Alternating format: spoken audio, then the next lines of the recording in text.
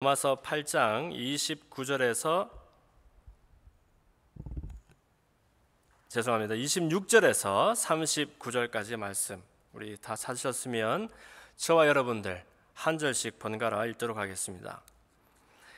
이와 같이 성령도 우리의 연약함을 도우시나니 우리는 마땅히 기도할 바를 알지 못하나 오직 성령이 말할 수 없는 탄식으로 우리를 위하여 친히 간구하시느니라.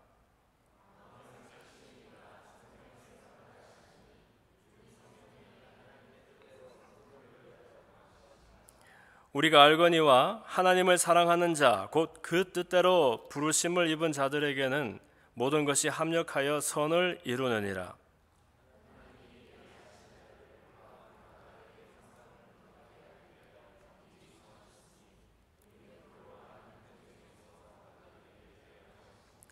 또 미리 정하신 그들을 또한 부르시고 부르신 그들을 또한 의롭다 하시고 의롭다 하신 그들을 또한 영화롭게 하셨느니라.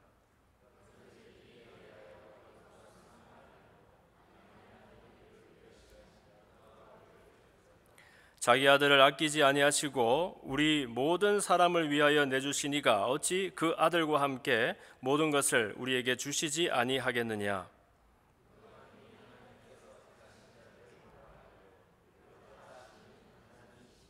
누가 정죄하리요? 죽으실 뿐 아니라 다시 살아나신 이는 그리스도 예수시니 그는 하나님 우편에 계신 자요 우리를 위하여 간구하시는 자시니라.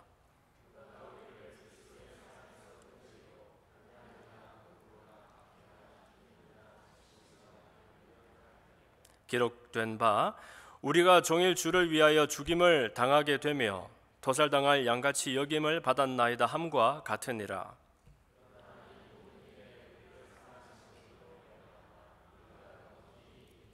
내가 확신하노니 사망이나 생명이나 천사들이나 권세자들이나 현재의 일이나 장래의 일이나 능력이나 높음이나 깊음이나 다른 어떤 피조물이라도 우리를 우리 주 그리스도 예수 안에 있는 하나님의 사랑에서 끊을 수 없으리라. 아멘. 한번 따라하겠습니다. 하나님의 사랑과 사람의 도리. 네, 이런 제목으로 우리 같이 읽었던 로마서 8장 26절부터 39절까지 말씀에 근거해서 말씀의 은혜를 나누어 보겠습니다.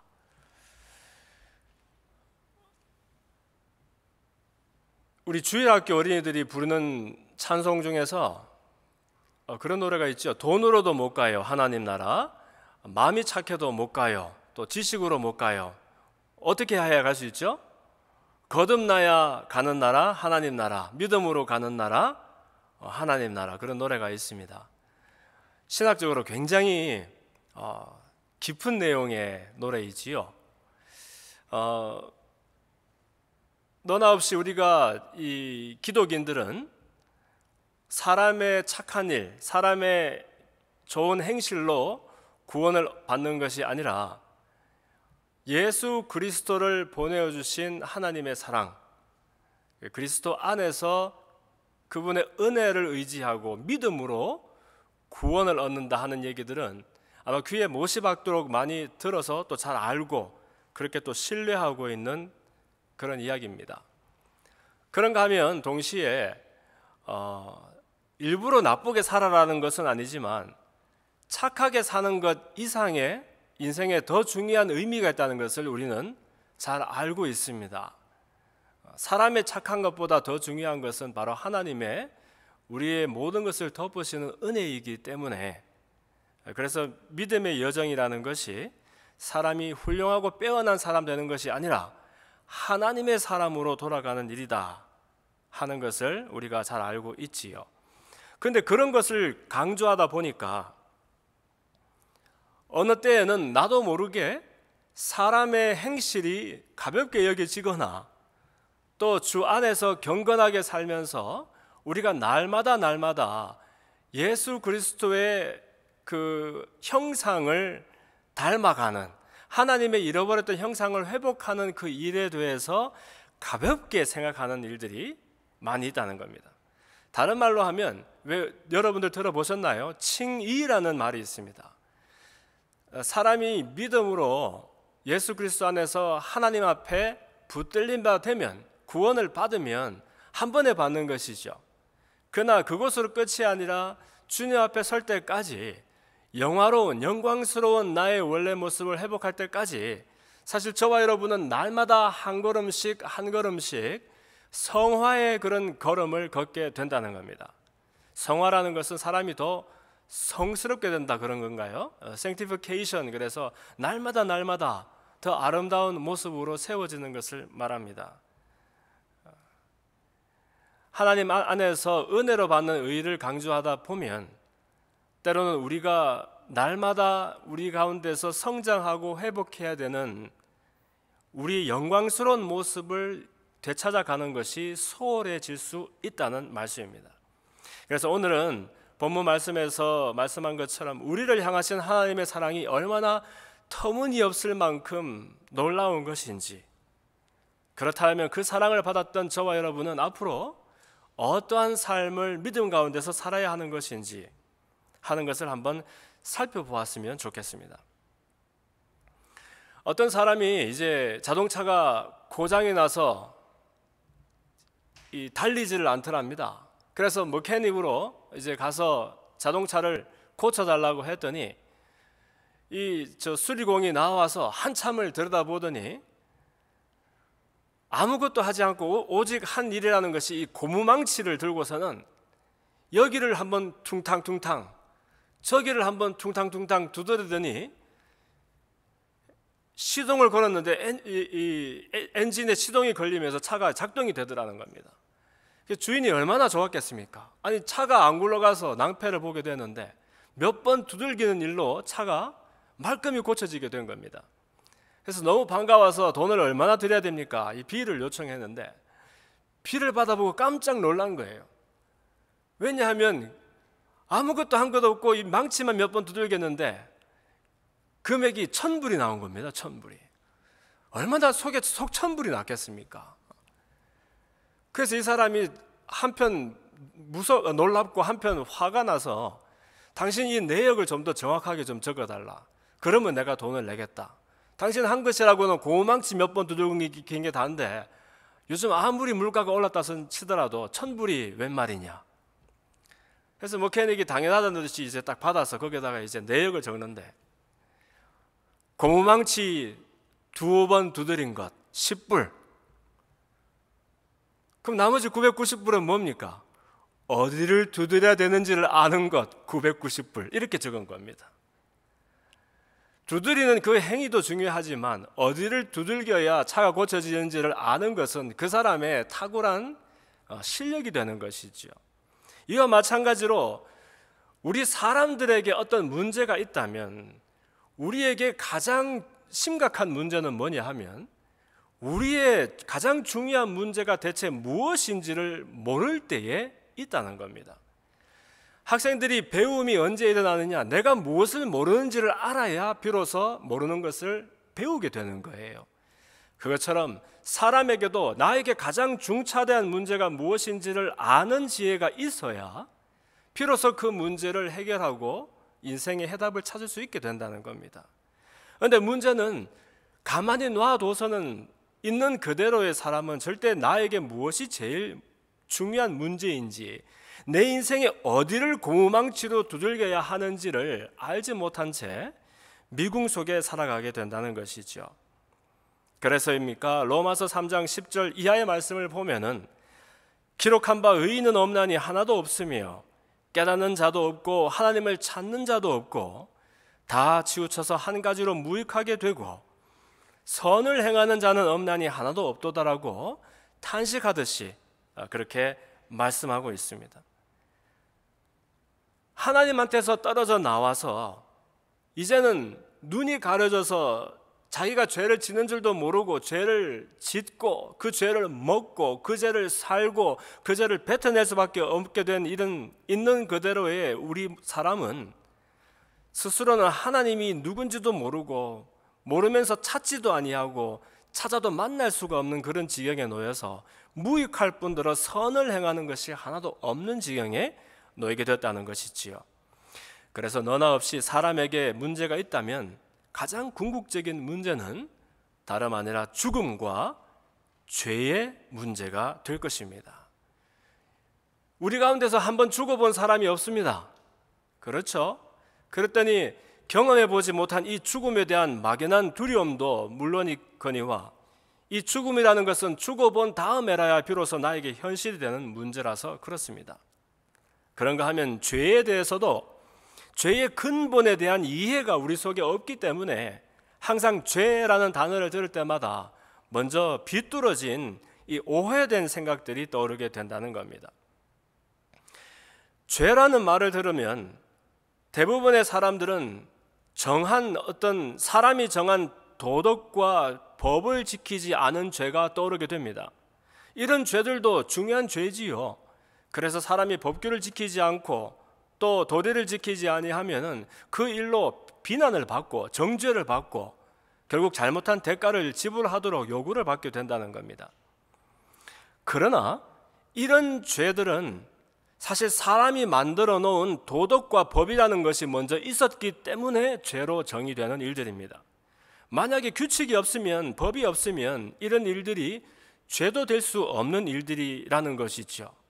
신기하죠? 죄는 원래부터 죄인 줄 알았는데 알고 보니까 법을 정해놓으니까 법 때문에 죄도 정의가 되더라는 것입니다.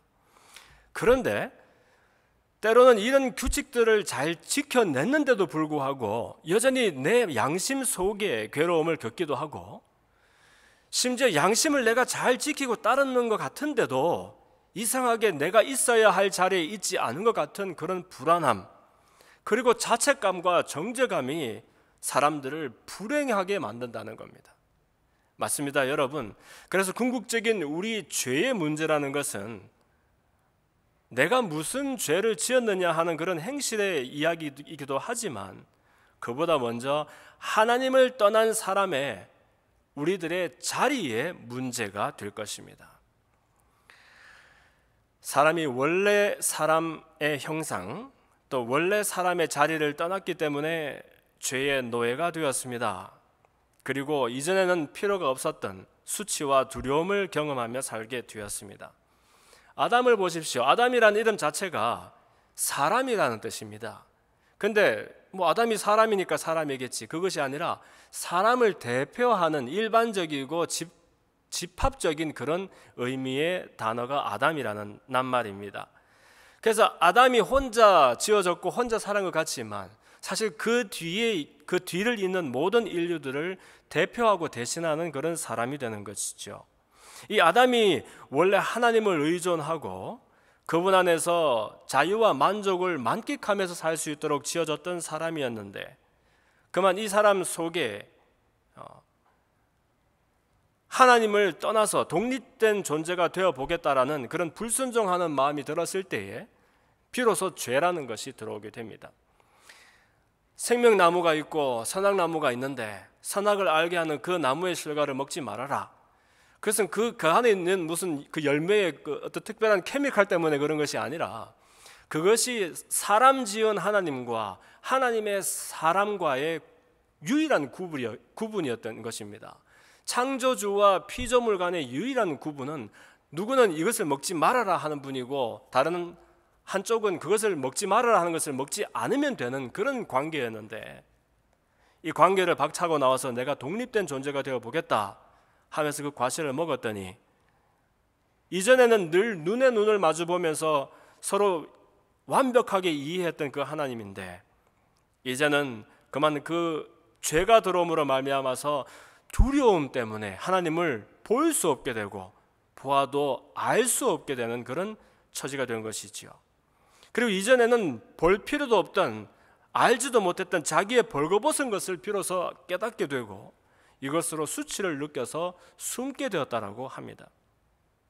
원래 자리였던 에덴에서 쫓겨나서 하나님과 분리되었던 것이 바로 죄의 시작이고 이것이 너나 없이 인간 불행의 시작이 되는 겁니다.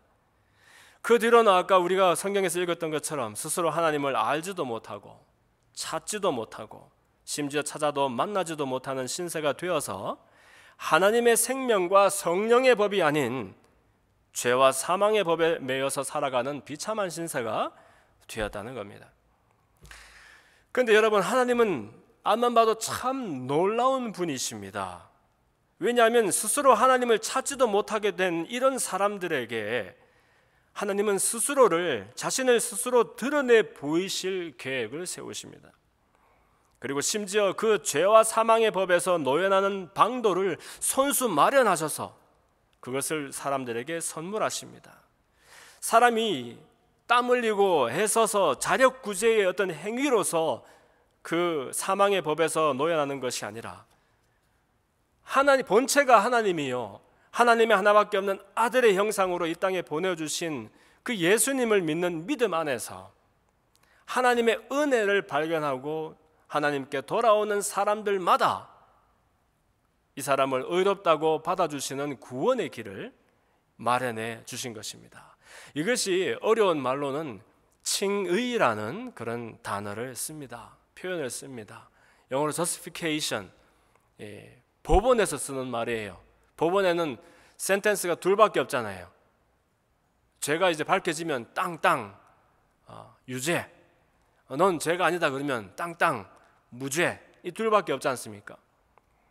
그런데 저와 여러분은 앞만 봐도 유죄인데, 유죄 중에서도 죄질이 아주 고약한 그런 죄인들인데 그 센텐스가 놀랍게도 무죄라고 밝혀지는 겁니다. 이것을 보고 의롭지 아니한데, 의의 근거가 없고 잠재력이 없는데 이 사람 대신에 그 죄의 값을 충분히 지불해준 하나님의 은혜를 보고 그리스도의 사랑을 보고서 의롭다라고 일컬어 준다 해서 칭의라는 말을 쓰는 것이지요. 요한복음 6장 40절 말씀에 내 아버지의 뜻은 아들을 보고 믿는 자마다 영생을 얻는 이것이니 마지막 날에 이를 다시 살리겠다라는 하나님의 계획을 말씀하십니다. 그리고 갈라디아서 2장 16절 말씀을 보면 사람이 의롭게 되는 것은 율법의 행위로 말미암은 것이 아니요 오직 예수 그리스도를 믿음으로 말미암는 줄 알므로 우리도 그리스도 예수를 믿나니 이는 우리가 율법의 행위로서가 아니고 그리스도를 믿음으로써 의롭다함을 얻으려 함이다라고 말씀합니다. 그러면서 율법의 행위로서는 의롭다함을 얻을 육체가 없느니라 이렇게 말씀하는 거예요. 그러니 사람이 자기의 죄를 자기의 수고로 없는 것으로 만들 수가 없어서 하나님이 일부러 사람의 몸을 입고 이 땅에 오셔서 스스로를 죽이심으로 그 그리스도 안에서의 은혜로 우리가 의롭다라고, 의로운 것으로 일컬음을 받는다는 말이지요. 자식 대신에 죽을 부모는 있겠지만은 다른 사람 살리려고 자식 죽이는 부모가 세상 어디에 있겠습니까? 그런데 우리 하늘 아버지께서는 그런 일을 하신 것입니다. 이것은 사람의 과거, 현재, 미래의 모든 죄의 문제를 한 번에 근본적으로 끊어버리기 위해서 아예 다시는 소송을 당하지 않도록, 여러분 공소권이라는 말 압니까? 이 같은 건으로 인해서 다시는 이 사람에게 소를 제기하지 말아라 하는 말로 공소권 없음이라는 말이 있습니다. 그 공소권을 삭제해 버리려고 이 우주 만유 가운데서 오직 하나 사람 살리기에 가장 온전하고 합당한 희생 제물로 하나님의 아들을 죽이시는 그런 완전한 사랑을 우리들에게 보여주신 것입니다. 그런데 여기에 한 가지 문제가 있습니다. 하나님께 문제가 있는 것이 아니라 하나님께는 문제가 없죠. 여기에 우리에게 지금 한 가지 문제가 있습니다. 그것은 무엇이냐 하면 이른바 예수 그리스도의 이 칭의의 사역을 통해서 우리의 신분이 이전에 죄와 사망의 노예로 있다가 이제는 하나님의 자녀로 생명과 축복 가운데로 옮겨지게 되었는데, 그래서 우리를 지배하는 법이 죄와 사망의 법이었는데 이제는 생명과 성령의 법으로 바뀌게 된 이것은 참말입니다. 그런데 문제는 어제까지의 나는 사실 오늘 달라진 것이 하나도 없이 그대로이지 않느냐 하는 겁니다.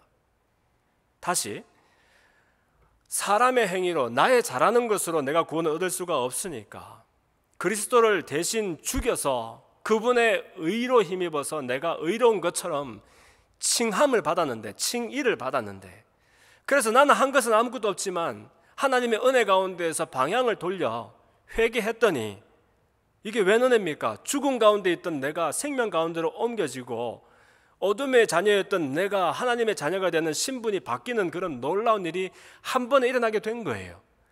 그건 너무너무 감사하고 좋은 일인데, 문제는 어제의 나나 오늘의 나나 물리적으로 달라진 것이 아무것도 없지 않느냐 하는 것입니다. 여러분, 드라마 보시면 이런 얘기 많이 나오죠. 드라마의 주인공이 어제까지는 거름뱅이로 그렇게 살았어요. 막 그 카드 빚에 막 눌리고 그냥 먹고 살 것도 궁해서 어려움을 겪다가 알고 보니까 이 사람 신분이 뭐예요? 재벌가에 잃어버렸던 상속자였다라는 그런 얘기들이 막 있잖아요. 그렇죠? 그럼 우리 보는 나도 마치 그 내 이야기인 것처럼 엄청 설레고 그러죠, 여러분. 야, 저 사람 이제 더 이상 뭐 먹을 거 고민할 필요가 없다. 갖고 싶은 게 다 갖게 되었구나. 근데 여러분, 아무리 이 사람의 신분이 하룻밤 사이에 재벌가의 상속자가 되었다 손 치더라도, 아니 그 하룻밤 사이에 신분과 소속도 다 바뀌었지만 그렇다고 해서 이튿날부터 바로 이 사람이 원래부터 평생 재벌처럼 살아왔는 것처럼 그런 재벌가의 삶을 익숙하게 살아낼 수는 없지 않느냐 하는 것입니다.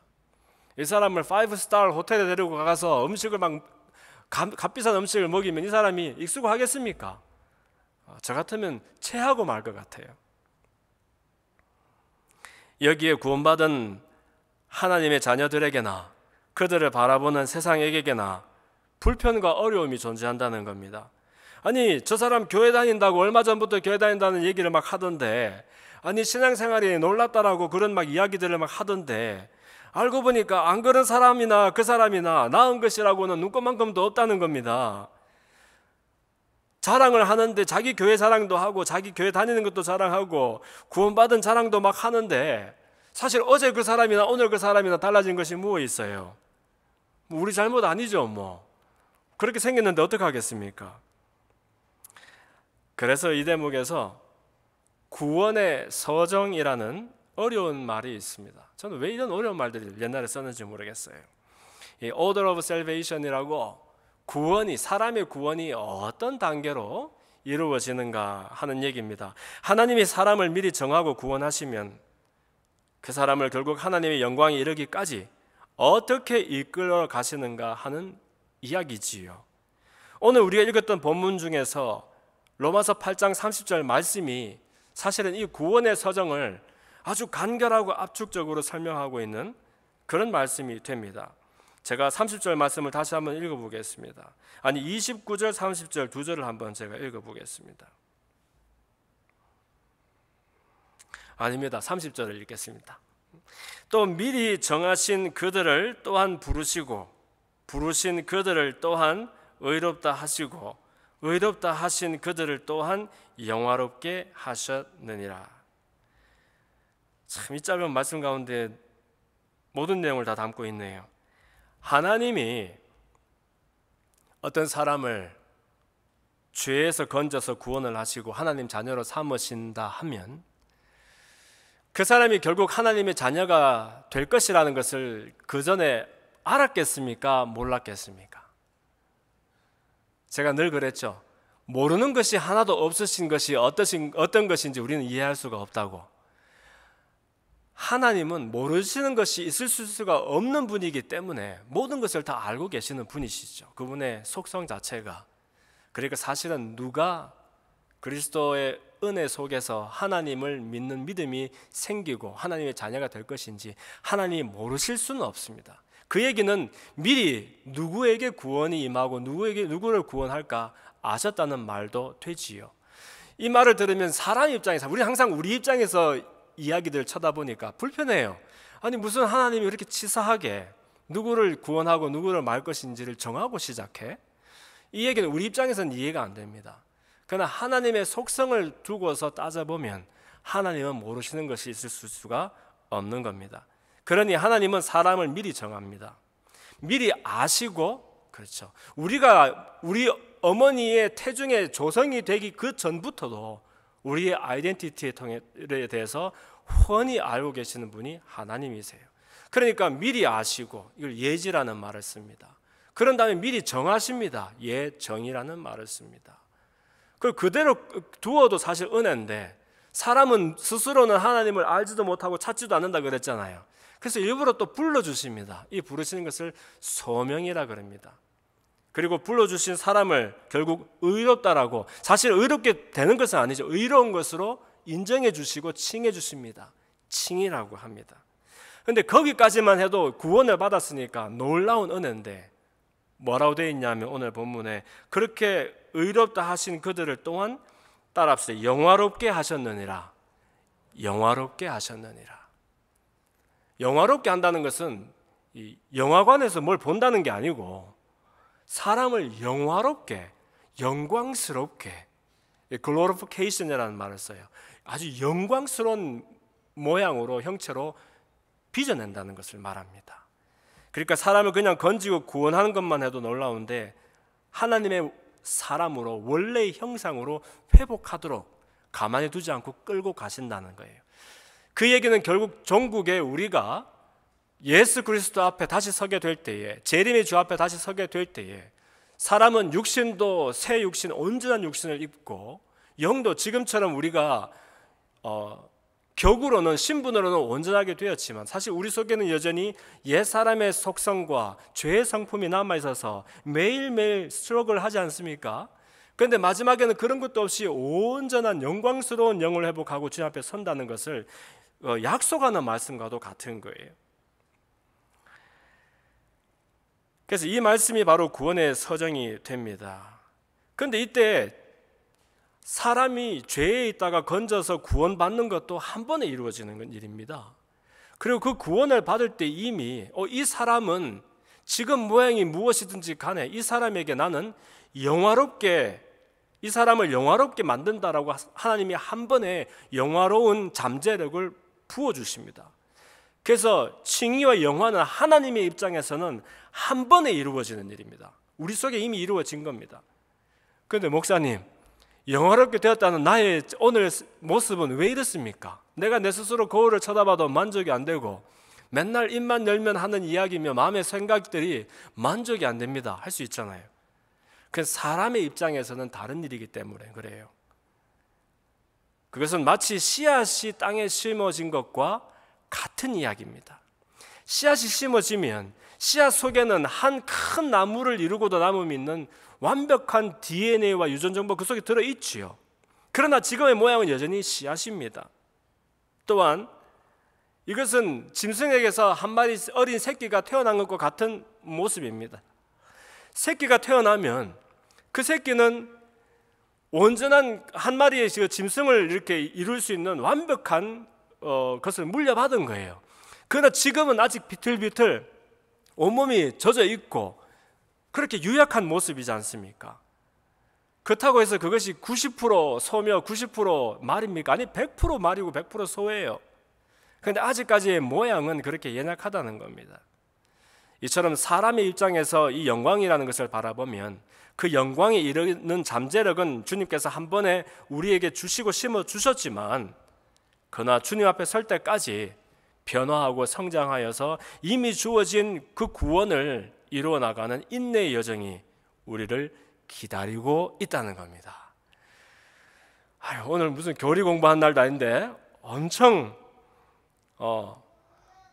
어렵고 이렇게 복잡하게 느껴지지요. 사실은 여러분, 하나님이 이렇게 막 복잡해야지만 일이 되도록 만들어 놓으신 분이 아니고, 하나님이 너무너무 숨 들이마시고 내뱉는 것처럼 자연스럽게 하시는 일을 사람이 우리가 이해하려고 덤벼들다 보니까 이렇게 복잡한 설명을 해야 되게 되는 거예요. 자동차가 무슨 안에 엔진이 어떻게 돌아가고 그 다음에 배전이 어떻게 됐고 다 우리가 알아야 운전을 합니까? 키를 꽂고서 돌리면 시동이 걸리고 그냥 엑셀을 밟으면 나가는 거 아닙니까? 그런데 그것을 어떻게 해서 그렇게 되는 거냐 따지니까 원리를 설명하고 또 복잡한 이야기들을 하게 되는 것이지요. 하나님의 문제가 아니고 우리들의 문제이기 때문에 그렇게 되는 겁니다. 어쨌든 구원은 그래서 한 번에 받되 우리 입장에서는 평생 주님 앞에 설 때까지 이루어 나가야 하는 이야기입니다. 그래서 빌립보서 2장 12절 말씀을 보면 너희들은 두렵고 떨림으로 너희 구원을 이루라 이렇게 말씀합니다. 저 어릴 때 이 말씀이 이해가 안 됐어요. 아니 주일학교 선생님은 구원은 단번에 받는 것이다, 은혜로 받는 거다 그랬는데 아니 성경에서는 구원을 이루래요. 아직 덜 만들어진 것처럼. 뭐예요? 그 구원의 씨앗은, 완벽한 씨앗은 우리 속에 받은 거예요. 영광의 형체도 그 잠재력을 다 받은 거예요. 그러나 주님 앞에 설 때까지 경건과 거룩의 연습 속에서 성화를 이루어서 그 구원을 이루어 나가라는 것을 말하는 겁니다.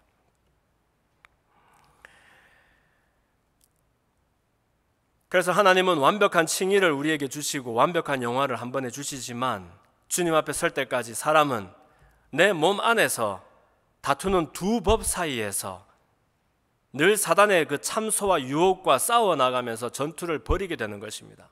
이것이 사도 바울이 말했었던 로마서 7장 24절 말씀이죠. 오호라 나는 곤고한 자로다. 누가 이 사망의 법에서 나를 건져내랴. 곤고라는 것은 사람의 처지가 굉장히 딱하게 된, 아주 답답하게 된 것을 말합니다. 곤궁에 처하고 아주 곤란한 형상에 놓이게 된 겁니다. 그렇다면 여러분, 예수 믿고서 아니 그러면 구원받기 전과 구원받은 다음이 달라진 것이 없이 똑같다라면 그건 무엇이 진짜 달라진 것입니까? 어제의 나와 오늘의 나는 똑같이 보이지만 그런데 여러분, 결정적인 차이가 있습니다. 그것은 우리의 신분과 자격이, 우리 속에 있는 잠재력이 전혀 다른 사람이 되었다라는 사실입니다. 이전에는 육신을 따라서 살면서 싫든지 좋든지 죄와 사망의 법 아래에 있던 사람들이었지만 비록 똑같이 모이는 사람이라 할지라도 그러나 이제는 하나님의 자녀로서 그리스도 생명 안에 살면서 이제는 우리에게 저촉되는 법이 죄와 사망의 법이 아니라 생명의 성령의 법 아래에 놓여 있는 그런 사람이 되었다는 거예요. 모양은 다 똑같지만 신분과 자격이 전혀 다른 사람이 된 거예요. 그래서 이 땅에서 사는 동안에는 여전히 우리 속에 죄의 본성이 남아 있어서 사단이 자꾸 그 죄의 본성을 근거로 해서 우리를 자꾸 꿰입니다. 꿰고 거짓 송사를 합니다. 야, 봐, 너 실패했잖아. 너 네 힘으로 할 수 있는 일이 아니야. 오늘도 너 예수 믿는다 그래놓고 믿기 전까지는 다를 바가 없는 실수를 또 했잖아. 너에게는 네가 살기를 원하는 그런 삶을 살 수 있는 능력이 없어 라고 자꾸 거짓 송사를 하는 거예요.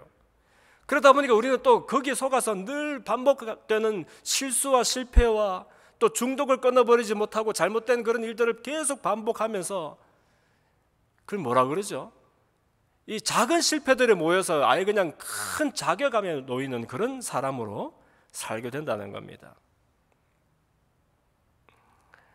그러나 우리가 또 다른 법으로 옮겨지게 될 때에는 비록 죄와 사망의 법에 이끌리는 유혹을 경험하지만 그러나 절대로 더 이상 우리를 정죄하는 사람은 있을 수가 없는 하나님의 온전한 자녀의 신분을 갖게 되었다는 것입니다. 이것은 놀라운 일입니다, 여러분. 쉽게 얘기해서 공소권 없음 꽝꽝 도장을 찍어준 거예요. 다시는 이 같은 건으로 이 사람을 소송을 제기하지 말으라는 거예요. 그리고 이 사람은 이제 저촉받는 법이 다르다는 거예요. 한국에 있는 여러분, 미국 대사관을 가보면은요, 땅은 한국 안에 있는데, 대한민국 안에 있는데 여기는 이 조그만 공간만큼은 미 연방에 속하는 겁니다. 전혀 다른 법의 저촉을 받는 것이죠. 시카고에 있는 그 대한민국 영사관을 가보세요. 그 무슨 그 NBC 건물이 거기에 있는 한 층을 빌려서 쓰는 그런 건물인데도 그 좁은 공간은 미국 땅이 아니라 한국 법의 저촉을 받는 전혀 다른 법 아래에 놓여 있는 그런 신분이 되는 것이지요. 더 놀라운 것은 죄를 묻고 비난하고 정죄할 그 죄의 당사자가 죽어버리고 없습니다. 우리는 살아있는 것처럼 보이지만 사실은 그리스도께서 죽으실 때에 우리는 그분과 함께 내 죄에 대하여 죽은 거예요. 내 속에 있는 죄는 그대로 있어요. 그러나 그 죄에 대한 나는 죽어버린 겁니다. 죄를 차라리 죽여서 나를 살리고 내 속에 죄가 없게 하시면 더 쉬울 것 같은데 그건 우리 생각이고, 하나님의 방법은 나를 아직까지는 내 속에 있는 죄는 죽이지 아니하시고 죄에 대하여 나를 죽여버립니다. 그러니 죄의 그 대가를 요구받아야 될 내가 죽어지고 없는 거예요.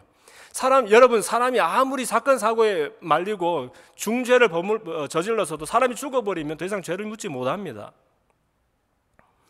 그래서 로마서 8장 1절 이하의 말씀에 보면은 성경에서 정말 가장 주옥 같은 말씀 중에 하나인 놀라운 고백이 있잖아요. 그러므로 이제 예수 그리스도 안에 있는 자에게는 결코 정죄함이 없나니 이는 그리스도 예수 안에 있는 생명의 성령의 법이 죄와 사망의 법에서 너를 해방하였습니다. 율법이 육신으로 말미암아 연약하여서 할 수 없는 그것을 하나님은 하시나니 곧 죄를 인하여 자기 아들을 죄 있는 육신의 모양으로 보내어서 육신의 죄를 정하사 육신을 좇지 않고 그 영을 좇아 행하는 우리에게 율법의 요구를 이루어지게 하려 함이라고 말씀하고 있습니다. 익숙하지만 되게 어려운 말씀이죠. 율법의 요구를 이루어지게 하려 하십니다. 이건 무슨 말이냐 하면 세상에 공짜가 없는 거예요. 죄를 지었으면 반드시 죄의 삭슬, 그 값을 치러야 하는 거예요. 우리의 죄의 값은 죽음입니다. 그런데 우리를 죽인다고 그 온전한 값이 치러지지가 않는 게 우리는 별로 효력이 없는 재물이잖아요. 우리를 죽여본들 죄도 있고 흠도 있고 문제가 많은 우리를 죽여본들 무슨 대가가 되겠습니까? 그래서 하나님이 하신 일이 끊임없이 이 사단이 어둠이 우리에게 우리가 지은 죄의 값을 요구하니까 하나님이 값을 치러주시는 거예요. 뭘로? 자기 스스로로.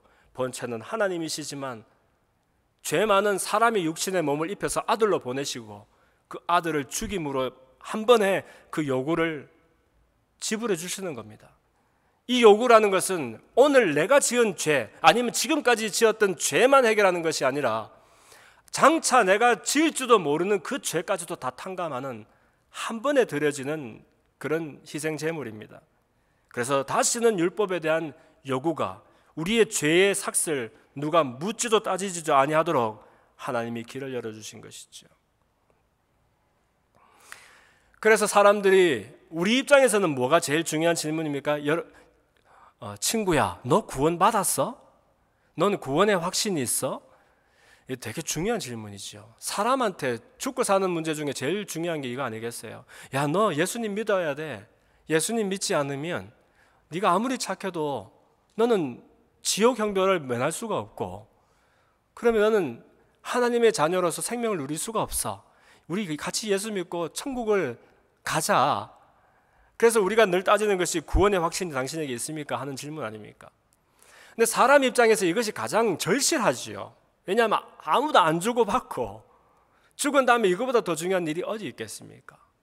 그러나 만약 우리 가운데에, 왜냐하면 아들을 보고서 아들을 믿는 사람마다에게 하나님의 자녀가 되는 권세를 주신다고 하셨으니까 사실 그리고 이 믿음 안에서 우리의 의와 영화는 한 번에 이루어진다라고 했으니까 심지어 우리가 잘나서가 아니라 하나님은 우리를 견인 멱살을 잡고라도 끌고 가서라도 우리의 영혼을 지키신다라고 약속해 주셨으니까 그러면 사실은 우리가 그 사유가 무엇이고 어떤 대가를 지불하고 이 성전에까지 모였는지 모르겠지만 그러나 하나님의 말씀을 궁금하게 여기고 하나님을 의지하는 사람들마다 사실은 하나님께서 이미 붙들어 주시지 않으면은 이렇게 있을 수가 없는 사람들이거든요.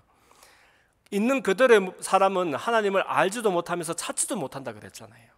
그런데 여러분 하나님을 아는 사람들, 하나님을 궁금해서 찾았던 사람들, 찾아서 만난 사람들이니까 그렇다면 사실 우리에게 더 중차대한 그런 질문이 있다면 그것은 성화의 문제일지도 모른다는 겁니다. 왜냐하면 하나님 입장에서는 구원도 주셨고 영화로운 형상의 씨앗도 우리 속에 심어주셨지만 한 번에 일하셨지만 그러나 우리는 주님 앞에 설 때까지 그 끊임없이 그 점진적이고 지단한 성화의 길을 걸어가야 되기 때문에 그렇다는 것이에요.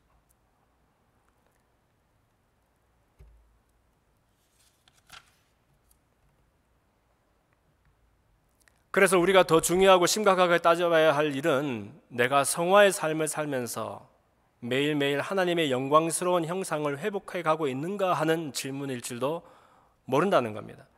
오늘 우리 읽었던 본문 중에서 28절 말씀이 그래서 하나님을 사랑하는 자 곧 그때로 부르심을 곧 그 뜻대로 부르심을 입은 자들에게는 모든 것이 합력하여 선을 이룬다라고 말씀하셨습니다. 이 말씀 여러분들 되게 좋아하는 말씀이죠. 모든 일을 합력하여서 선을 이루시는 하나님, 뜻대로 부르심을 입은 자들에게 하나님이 선을 이루어 주신대. 지금은 조금 어렵고 곤란하고 속상한 일들이 있지만 하나님은 모든 일들을 결국은 다 모아서 우리들에게 가장 좋은 일로 만들어 주시는 분이야 라고 우리가 생각을 하지요. 뭐 그런 부분이 없지는 않겠습니다만 사실은 이 말씀은 하나님 입장에서는 굉장히 심각하고 또 엄격한 그런 말씀이 됩니다. 왜냐하면 하나님은 사람의 순종과 불순종에 상관없이 우리의 삶 속에 그분의 선한 뜻을 이루어 가실 줄 아는 분이기 때문에 그렇습니다. 사람 입장에서야 좋은 것 주면 좋은 일이죠. 우리 늘 하는 말로 좋은 게 좋은 거 아닙니까? 하나님이 합력해서 선을 이루시는 것도 우리가 봤을 때에 틀림없이 좋은 일이 될 거라는 그런 짐작이 있습니다. 우리가 자식들을 키울 때에 부모 마음이 어떤 거예요? 기왕이면 자식들이 먹고 싶은 건 마음껏 먹고 입고 싶은 건 마음껏 입고 마음에 바라는 것들이 마음껏 이루어지는 것이 그렇게 되었으면 좋겠다는 것이 부모 마음이지 않습니까? 우리 육신의 부모는 우리가 생각하는 정의하는 선이라는 것이 그 정도이기 때문에 그렇게 하는 거예요. 자식이 아프거나 상처를 입거나 곤란을 한번 겪어보세요. 부모 마음이 얼마나 찢어지고 아픈 것인지. 그래서 자식들이 아마존닷컴 들어가가지고 10불짜리 살까 9불짜리 살까 막 이렇게 고르면서 시간 보내고 있으면 부모는 너무 속상한 거예요. 야 질러. 그래서 그런 거 가지고 고민하지 않고 자기가 사고 싶은 거 먹고 싶은 거 편하게 그냥 마음껏 살 수 있도록 해줬으면 좋겠다는 거예요. 우리는 잉여를 주고, 잉여 알죠? 잉어 말고 잉여, 남아 도는 거 넘쳐서 잉여를 주고 만족을 주고 그렇게 해서 자식들을 키우고 싶어요. 육신의 부모는 그렇습니다. 그런데 잉여 속에서 사람이 배울 수 있는 것이 있습니까? 잉여만 경험하고 만족만 경험한 사람들이 자라나서 다른 사람들의 아픔을 함께 아파하며 그들의 연약함을 끌어안을 수 있는 그런 여유가 만들어집니까? 진짜 부모는 눈물을 머금고 자식에게 결핍을 주고 고난을 줄 수도 있어야 되는지도 모른다는 거예요. 우리 하늘 아버지는 그런 분이십니다. 자녀들의 유익을 위해서라면 결핍과 고난을 선물할 줄 아는 분. 그래서 이분의 선이라는 것은 우리의 일한 대로 갚으시는 의로운 성품이라는 것이죠. 그래서 요한계시록 22장 10절 이하의 말씀을 보면은 책에 예언의 말씀을 임봉하지 말아라. 때가 가까우니라. 불의를 하는 자는 그대로 불의를 하고 더러운 자는 그대로 더럽고 의로운 자는 그대로 의를 행하고 거룩한 자는 그대로 거룩하게 하라. 보라 내가 속히 오리니 내가 줄 상이 내게 있어서 각 사람에게 그의 일한 대로 갚아주리라. 이것이 하나님 말씀하시는 합력해서 선을 이루시는 거예요. 여러분이 죽고서 혹시 주님 다시 오실 때에 새 육신을 입고 새 영으로 주님을 맞아들일 때에는 모자라는 것이 없이 완벽한 영광스러운 모습이 될 겁니다. 그러나 그 자리에 설 때까지 우리 속에 가장 유익한 것이 지금 어떤 것인지는 주님께서 선택하시고 주님이 이끌어 가시는 거예요. 때로는 우리가 정신을 못 차리고 결국은 우리가 영광스럽게 되니까 하면서 나의 있는 그들의 모습에 만족하고 다시 구정물 속으로 들어갈 수도 있어요. 그렇죠. 신부는 재벌가의 아들인데 하는 것은 옛날의 행실대로 그대로 살 수도 있는 것입니다. 그렇다고 이 사람이 재벌가의 상속자가 안 되는 것은 아니에요. 마지막에는 그렇게 상속도 받게 될 거예요. 그러나 마지막 순간까지 이 사람이 옛 습관을 벗어 던지지 못하고 그렇게 거름뱅이처럼 구정물 흙탕 속을 뒹군다라면 그것은 그 사람이 걷는 여정이 되는 거예요. 그러니까 하늘 아버지도 우리 속에서 우리를 로봇처럼 조종하지 않으시고 우리가 우리의 믿음 가운데서 그런 성화의 여정들을 점진적으로 인내를 가지고 걸어가는 것을 허락하십니다. 때로는 우리의 모양을 보시고 우리에게 유익이 된다 싶으면 그래서 고난도 주시고 결핍도 주시고 하는 까닭이 거기에 있습니다. 그러다가도 도저히 안 되겠다. 아니 얘는 신분도 옮겨 접고 얘를 지배하는 법도 바꾸어 주었는데 마치 이전에 사망과 저주 속에 속했던 애처럼 그렇게 옛사람의 그 죄의 성품에 매여서 아예 그의 죄의 성품을 인정하고 환영하면서 그 속에서만 뒹굴고 살아가고 있다라면, 그럼 차라리 이 사람이 육신을 쳐서라도, 아니 죽여서라도 이 사람의 영혼을 살릴 줄 아는 것이 하나님의 경륜과 실력이라는 것입니다. 여러분, 뭐라고요? 하나님이 사람을 죽이신다고요? 못 죽일 거 어디 있습니까? 그렇다고 여러분, 사람이 막 사람 죽이는 것을 정당화라는 말은 아닙니다. 옛 육신을 죽여서라도, 왜냐하면 육신 죽을 사람도 나중에 새 온전한 육신을 입고 그 사람의 영이 새롭게 된다고 하니까, 이 사람은 그대로 놔둬서는 끝까지 마지막 순간까지 죄 속에서 죄를 먹고 죄를 살고 죄를 뱉어낼 수밖에 없는 이 사람의 육신은 아예 그냥 끊임없이 죄와만 뒹굴게 되는 그런 여정처럼 보이면, 자녀를 사랑해서 결핍과 고난을 주실 수 있는 하나님이 죽음인 줄 못 주시겠느냐는 말씀입니다. 하나님이 갚으시는 의라는 것은 이분에게 상이 있어서 각 사람에게 그의 이단대로 갚아주겠다라고 말씀하시잖아요. 사랑하지 않아서가 아닙니다. 그 사람의 영혼을 포기해서가 아닙니다. 그분의 경륜과 실력대로 그 사람의 가장 합력해서 선한 것이 무엇인지 이분이 정하신다는 말씀입니다. 어떻게 보면 얼마나 충격적이고 얼마나 무서운 말씀입니까? 사람이 은혜를 더 많이 받겠다고 죄를 더 많이 지을 수 있습니까? 성경에 그렇게 나와 있잖아요. 죄가 많은 곳에 은혜가 크도다. 그러면 내가 죄를 많이 지었다가 용서를 받으면 더 많이 받는 거니까 나 오늘부터 죄를 많이 지을래. 누가 그렇게 합니까? 죄를 끊어내 버려야지요. 은혜를 경험했으면 하나님 미워하는 죄를 나도 함께 미워하는 마음이 우리 속에 불일 듯이 일어나야 되지요. 하나님이 마지막에는 나를 영광스러운 그런 모습으로 회복시켜 주신대. 나에게 이미 영광의 그런 모습을 씨앗처럼 잠재력으로 주셨대. 그러니까 내가 뭐하려는 이 땅에 살면서 더 거룩해지려고 애쓸 필요 있어. 내가 하고 싶은 거 다 하고 내가 하고 싶은 그 나쁜 것들도 다 하고 하다가 주님 앞에 서면 어차피 우리 99% 아니잖아요. 100% 새 육신을 입고 100% 영광스러운 영을 회복할 거니까 그냥 세상에 살 때는 내 마음대로 살고 말지 뭐. 누가 그렇게 합니까 여러분? 하나님이 은혜를 주셔서 우리가 잘나서 여기서 저기로 옮겨졌습니까?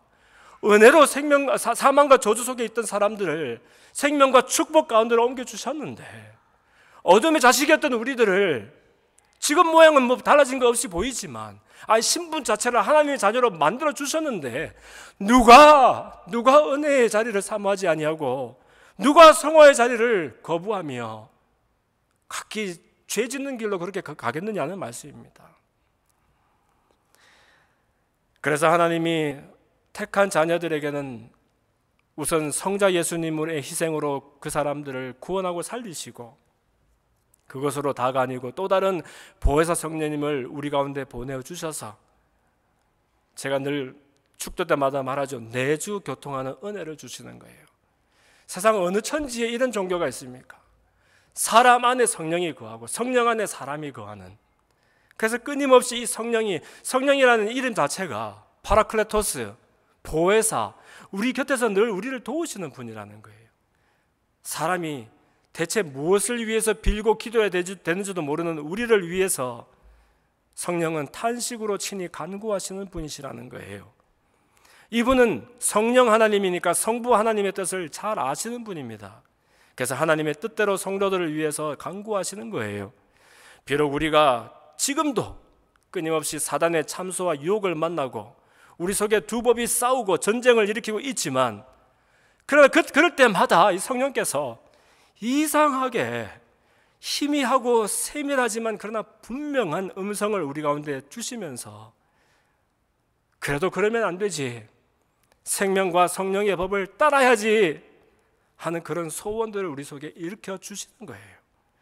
그러면 믿음이 있는 사람이라면, 그리고 하나님의 영광스러운 그 모습을 회복하기를 소원하는 사람이라면 사단의 참소와 유혹을 들을 것이 아니라 우리 속에 그 생명과 성령의 법을 따르고자 하는 성령께서 주시는 소원을 따라서 살아가는 그런 소원들이 있어야 한다는 것입니다. 날마다 이 두 법 사이에서 이 싸움에서 이기는 연습이 그래서 우리 가운데에 필요합니다. 작은 연습들이 쌓여서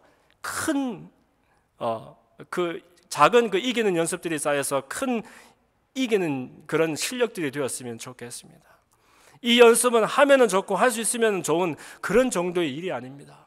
날마다 성령을 인정하고 환영하고 의지하고 모셔드리면서 내 안에서 말할 수 없는 탄식으로 우리를 위해서 친히 간구하시는 성령의 음성을 듣고 그분과 동행하는 그런 삶을 살 때에 가능하게 되는 것입니다.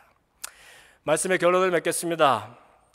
하나님의 우리를 향한 사랑은 우리의 이해와 상상력을 초월하고 압도하는 그런 것입니다. 그분이 우리를 의롭다고 여기시고 일컬어 주시는 그때부터 우리의 신분과 자리와 우리에게 적용되는 그 법이 아예 달라지게 되고 누구도 우리를 다시 정죄할 수 없게 되고 아예 우리를 송사하는 일이 불가능하게 되어버렸습니다. 오늘 우리가 읽었던 본문에서처럼 심지어 환난과 곤고와 핍박과 기근과 적신과 위험과 칼로도 그리스도 안에서의 하나님의 사랑에서 우리를 끊어낼 수가 없습니다. 한 사람 아담에게서 들어왔던 온 인류의 죄의 문제가 한 사람 예수 그리스도의 단 한 번 희생으로 완전하게 청산이 되었습니다. 이제는 사망도 생명도 천사들도 권세자들도 현재 일도 장래 일도 능력도 높음도 깊음도 다른 아무 피조물이라도 우리를 절대로 그 사랑에서 끊을 수가 없습니다. 그 사랑 안에 있는 우리, 늘 우리 곁에서 탄식으로 간구하시며 연약함을 도우시는 성령님을 의지해서 날마다 순간마다 생명의 성령의 법을 인정하고 환영하고 의지하는 그런 삶, 선물로 주신 구원을 날마다 이루어 나아가는 그런 삶, 이미 받은 영화의 약속을 내 안에 심겨진 그 영화의 씨앗과 잠재력들을 매일매일 키우고 이루어 나아가는 그러한 성화의 삶을 소원하며 살아가는 저와 여러분들 되시기를 주님 이름으로 축원합니다. 살아계신 아버지 하나님, 주님의 은혜를 입버릇처럼 말하고 그 은혜로 구원받았다라고 자랑하면서도 주님의 원하시는 그 영광스러운 모습에 이르기까지 나아가고자 하는 그런 소원이 우리 가운데서 부족했던 것을 고백하지 않을 수가 없습니다. 이제는 성령님을 인정하고 환영하고 의지하는 삶 살기를 원합니다. 왜냐하면 우리에게는 눈에 보이는 것보다 보이지 아니하는 것이 더 분명하고 확실해서 그렇습니다. 보이지 아니하지만 실제보다 더 실제적인 성령님, 바람처럼 또는 불처럼 생수처럼 우리 생애 가운데 인정하고 환영하고 의지하고 모셔드립니다. 매 순간순간 내 안에서 두 법이 다툼을 하고 사단이 나를 참소하며 유혹할지라도 내 안에서 말할 수 없는 탄식으로 나를 위해 중보하시는 성령님의 음성을 듣고 생명의 성령의 법을 따라 살아갈 것을 결단하는 우리가 되게 하여 주옵소서. 예수님 이름으로 기도합니다. 자리에서 일어납시다.